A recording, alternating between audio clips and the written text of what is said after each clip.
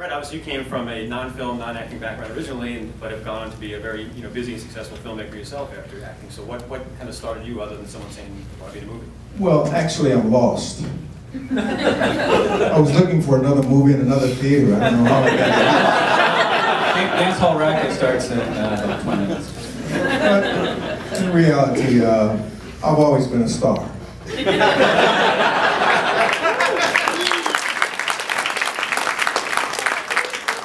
It's been my lifestyle throughout my life. I'm from the south side of Chicago. I was the toughest dude on the street. I beat up everybody, just like in my films. I'm an equal opportunity ass kicker. I kick white people, blue people, yellow people, black people. That's my lifestyle. That's why I was the Hammer. That's why I played 10 years of pro football, never got hurt, made all pro 8 years, played in 2 Super Bowls. I've always been a star.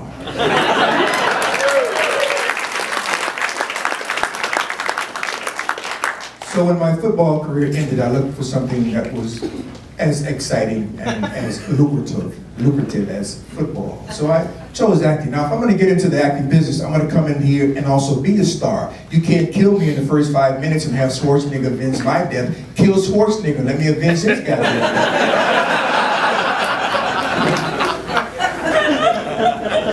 Consequently, I was ahead of my time. Hollywood was not prepared for that type of mentality of a young black man coming into Hollywood. So I said, screw you, I'll make my own damn movies. So at the time, I didn't know I was making Grindhouse movies. I was just kicking people's ass and winning the fight. I made a statement when I first got into Hollywood, when I first arrived from pro football, and I called a press conference, and my statement is now history. I said, you can't kill me in my movies. I win all my fights in my movies, and I get the girl at the end of the movie if I want her. So they was not, again, ready for that mentality. So I started making my own movies and talking to people, learning the trade. So I'm a movie maker, I'm a rebel. I don't know about no Grindhouse business, you know? I don't have the money, I can steal it. Like a true exploitation filmmaker. Most definitely. And I have friends on the south side of Chicago that can deliver to me whatever I want. Television, new camera, whatever I want, I can get it from the south side of Chicago. You and Obama. So, me and Obama, you can die for that, dude. You may never get out of this room, but that's it. So I'm just here, man. I mean, I'm lost. I'm just making movies, and I'm living the lifestyle that I want to. Am I having a good time? And if you want to call it Grindhouse, black exploitation, so be it. But I will win all the fights. Oh, you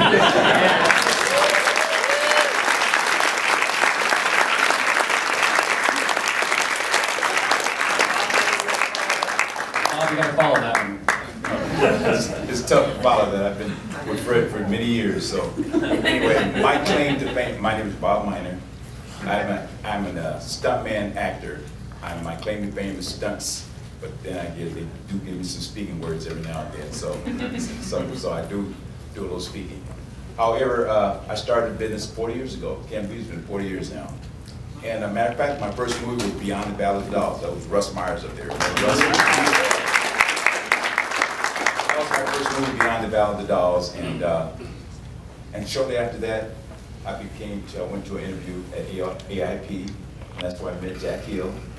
And Jack Hill's my man, and we've done Coffee, Foxy Brown, and we've done so many things. I really enjoyed working with Jack. And there's other people up here that I've worked with, Robert Forster, Bob, of course I know Bob, you know, and we've done some wonderful things together.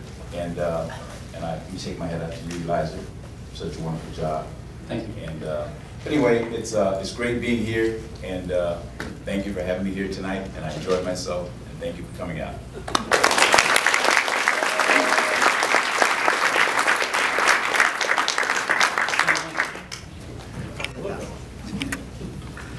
Well, I kind of agree with what Larry Collins said. He said that when he went to the movies, it was always a double feature, and he usually enjoyed the second feature more than the first one. and that's how I felt until I came out here to work for Roger Corman and realized how hard it was to make a second feature or a third feature. It's you know, I don't have much to say. I mean, it's all said in the film. It's a very comprehensive film covering an incredible amount of territory in a very short time. And I think these guys are really to be commended for being able to put all this stuff together. When you look at the list at the end of the picture of all the movies that are seen for sometimes a fraction of a second, but nonetheless they felt duty-bound to list them all, even though it probably all come from trailers that are public domain. You know, it's a service. I mean, people need to know about this stuff. So I think we owe a hand.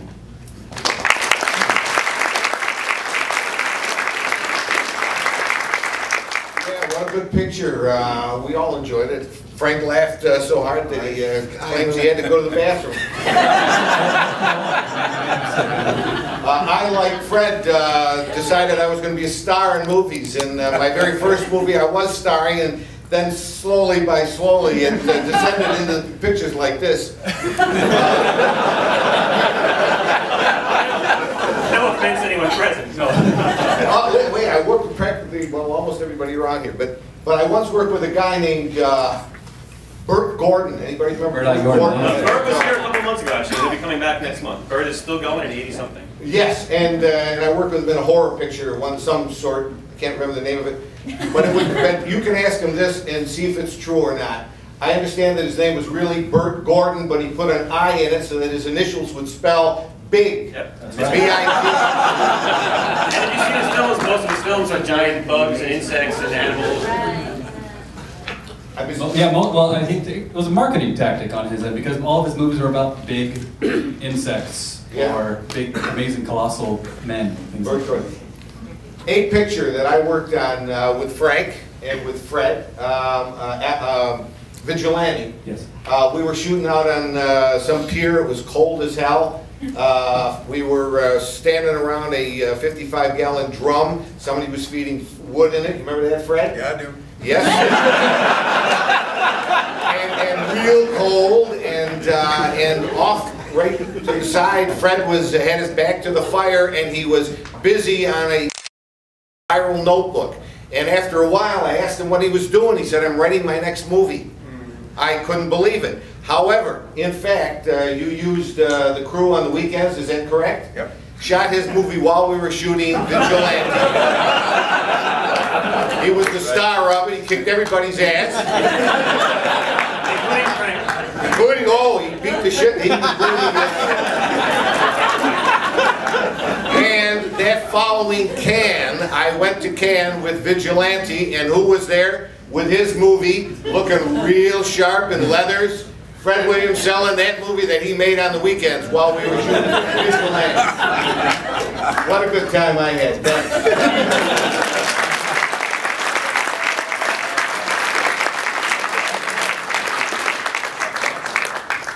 I obviously so honored to share the stage tonight with the people who made the movies that made me want to make movies. And you know, there's not a lot I can say beyond that. The people who I'm standing among are the giants that made me move to Los Angeles to make exploitation movies, which is what I'm luckily doing to this day. But it is really thanks to these very insane gentlemen that I'm up here with, and all the films that are in this documentary that, you know, some of which I haven't seen, and every time I see the movie I feel like neurotic, like I gotta go home and make the list and start watching all these incredible movies, and boy. You can skip some of them. Yeah,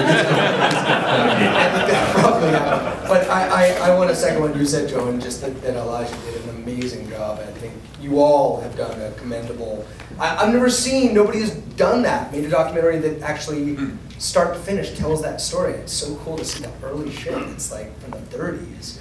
With women getting knocked around. And I want to commend Jeremy for being a man brave enough to remake a Herschel Gordon Lewis movie. Yes. You look at it and say, you know what, there's something else I can do. We can do this again. You can only go up when you make a Herschel Gordon Lewis.